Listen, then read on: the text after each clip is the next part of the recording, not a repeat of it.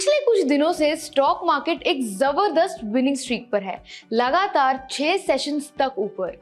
अगर आप देखें पिछले 5 दिनों में निफ्टी 3.5% से ज्यादा बढ़ा है, जो इन्वेस्टर्स के चेहरे पर स्माइल ले आया है। लेकिन ये रैली हो क्यों रही है, चलो जल्दी से ब्रेक डाउन करते हैं। पहला और सबसे बड़ा रीजन है जो फॉरेन पोर्टफोलियो इन्वेस्टर्स पिछले कुछ महीनों से नेट सेलर्स थे, अब वापस एक्शन में आ गए हैं और इस बार नेट बायर्स के तौर पर। इसका रीजन है सॉफ्टर यूएस डॉलर और कम यूएस बॉन्ड यील्ड्स, जिससे इंडिया जैसे इमर्जिंग मार्केट्स और अट्रैक्टिव लग रहे हैं। एफपीआईज ने पिछले एक हफ्ते में काफी पैसा डाला है, जो मार्केट सेंटिमेंट को बूस्ट कर रहा है। मार्केट में ये बज़ है कि रिजर्व बैंक ऑफ इंडिया अपनी अगली पॉलिसी रिव्यू में इंटरेस्ट रेट्स कट कर सकता है। अगर ऐसा होता है तो लिक्विडिटी बढ़ेगी और बिजनेसेस और कंज्यूमर्स दोनों के लिए अच्छा होगा। बैंकिंग स्टॉक्स इस रैली के हीरो रहे हैं। बैंक निफ्टी इंडेक्स पिछले 5 दिनों में 5% से ज्यादा बढ़ गया है, जिसमें एसबीआई, एचडीएफसी बैंक और कोटक महिंद्रा बैंक जैसे बड़े प्लेयर्स का स्ट्रॉन्ग परफॉर्मेंस शामिल है। फाइनेंशियल सेक्टर का रेजिलियंस और इंप्रूव्ड वैल्यूएशंस ने इस सेगमेंट को और अट्रैक्टिव बना दिया है।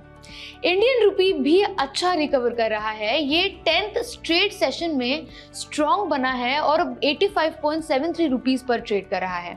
एक स्ट्रॉन्गर रुपी का मतलब है कम इंपोर्ट कॉस्ट और उन कंपनीज के लिए बेटर मार्जिन्स जो फॉरेन इनपुट्स पर डिपेंडेंट है। इसके अलावा इन्फ्लेशन रेट 3.61% तक गिर चुका है, जो कि 7 मंथ्स के लोएस्ट लेवल पर है और ये इन्वेस्टर कॉन्फिडेंस को और स्ट्रॉन्ग बना रहा है। फाइनली मार्केट करेक्शंस के बाद वैल्यूएशंस अब इन्वेस्टर्स के लिए और अपीलिंग लग रहे हैं। Q4 अर्निंग सेशन के एक्सपेक्टेशंस के चलते लोग बार्गेन हंटिंग कर रहे हैं। मतलब फिलहाल तो दलाल स्ट्रीट पर बुल्स का पूरा कंट्रोल है।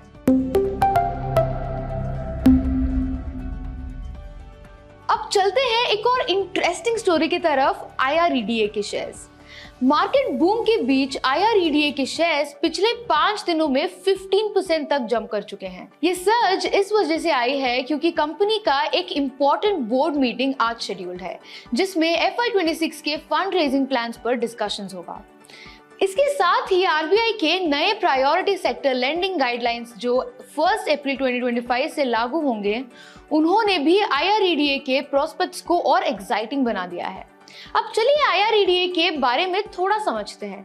IREDA एक नवरत्न पब्लिक सेक्टर एंटरप्राइज है जो ministry of new and renewable energy के अंडर आता है।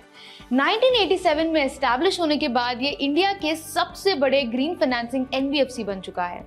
ये मेनली रिन्यूएबल एनर्जी प्रोजेक्ट्स को फंड करता है, चाहे वो सोलर फार्म्स, विंड टर्बाइंस या हाइड्रो इलेक्ट्रिक प्लांट्स हो। IREDA का काम सिर्फ फाइनेंसिंग तक लिमिटेड नहीं है, बल्कि ये green energy growth, solar manufacturing और एनर्जी एफिशिएंसी प्रोजेक्ट्स को भी सपोर्ट करता है। अब अगर हम IREDA के स्टॉक परफॉर्मेंस को देखें तो नवंबर 2023 के IPO के बाद IREDA ने 87% का लिस्टिंग गेन दिया था, लेकिन पिछले 6 महीनों में स्टॉक 24% तक गिर चुका है, चाहे पिछले 5 दिनों में 15% का बाउंस आया हो। अब आप ये सोच रहे होंगे कि आगे क्या होगा। ये बोर्ड मीटिंग और नए PSL गाइडलाइंस के इम्पैक्ट पे डिपेंड करेगा। अब IREDA के शेयर प्राइस में रीसेंट सर्च के पीछे काफी फैक्टर्स का हाथ है। सबसे बड़ा रीजन आरबीआई का प्रायोरिटी सेक्टर लेंडिंग गाइडलाइंस को रिवाइज करना। बेसिकली आरबीआई ने PSL का स्कोप एक्सपैंड करके और ज्यादा रिन्यूएबल एनर्जी प्रोजेक्ट्स को शामिल कर लिया है। इसका मतलब ये है कि बैंक्स को अपने लेंडिंग का एक हिस्सा प्रायोरिटी सेक्टर्स के लिए एलोकेट करना होगा, जिसमें अब रिन्यूएबल एनर्जी भी शामिल है। इस मूव का IREDA को काफी फायदा होने वाला है। नए रूल्स के चलते बैंक्स अब 35 करोड़ रुपीस तक का लोन दे सकते हैं रिन्यूएबल एनर्जी पावर जनरेशन और पब्लिक यूटिलिटीज के लिए, जो कि एक बड़ा अमाउंट है। अगर इंडिविजुअल हाउसहोल्ड्स की बात करें तो 10 लाख रुपीस तक के लोन्स PSL के अंडर एलिजिबल हैं। दूसरा रीजन है छोटी रिन्यूएबल एनर्जी लोन्स को PSL के अंडर इंक्लूड करने से IREDA के B2C सेगमेंट के लिए नए अपॉर्चुनिटीज खुल सकती हैं, जिसमें इंडिविजुअल हाउसहोल्ड्स और स्मॉल बिजनेसेस को रिन्यूएबल सॉल्यूशंस अडॉप्ट करने के इंसेंटिव मिलेंगे। ये चेंजेस सिर्फ फाइनेंसिंग को एक्सेसिबल ही नहीं, बल्कि IREDA को एक की प्लेयर बनाने में मदद करेंगे, जो प्रायोरिटी सेक्टर के लिए क्रेडिट चैनलाइज करेगा। अब अगर हम मेन स्टोरी पे आए तो आज होने वाली बोर्ड मीटिंग में FY26 के बोरोइंग स्ट्रैटेजीज पर डिस्कशन हो सकती है। इसमें taxable bonds, tier 2 bonds, perpetual debt instruments, external commercial borrowings जैसे फाइनेंसिंग टूल्स का यूज करने का प्लान हो सकता है। पिछले हफ्ते IREDA ने अपनी बोरोइंग्स लिमिट FY25 के लिए 24,200 करोड़ रुपीस से 29,200 करोड़ रुपीस कर दी, जो कि 20% का इंक्रीज है। ये कैपिटल को तेजी से डिप्लॉय करने का कॉन्फिडेंस दिखाता है, जो लॉन्ग टर्म में IREDA के लिए बेनिफिशियल हो सकता है। लास्टली, मार्च 21 को IREDA ने 12.47 बिलियन रुपीस के परपेचुअल बॉन्ड्स इशू किए 8.40% के एनुअल कूपन रेट पर। ये मूव टियर 1 कैपिटल बेस को स्ट्रेंथन करेगा, जो IREDA के फाइनेंशियल्स को और रेजिलिएंट बनाएगा और फ्यूचर में क्रेडिट रेटिंग इंप्रूव होने के चांस बढ़ा सकता है।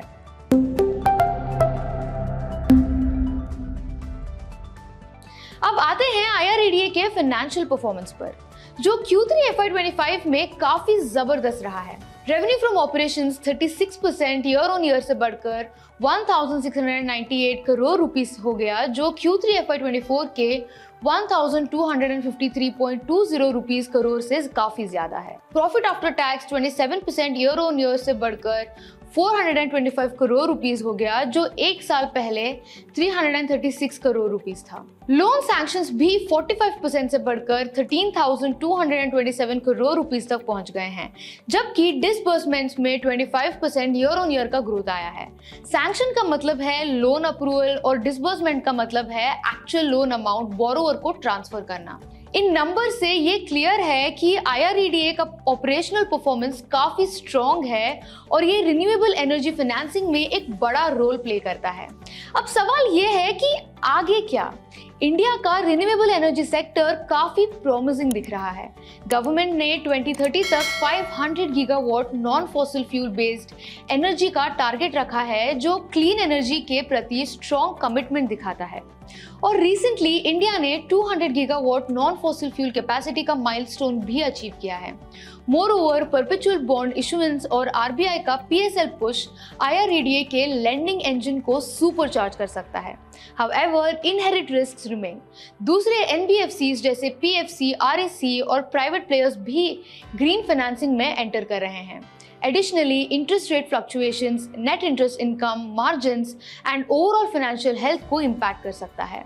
आपका क्या कहना है? क्या IREDA अपनी रैली कंटिन्यू करेगा या अब कॉन्शियस रहने का टाइम है? मुझे कमेंट सेक्शंस में जरूर बताएं।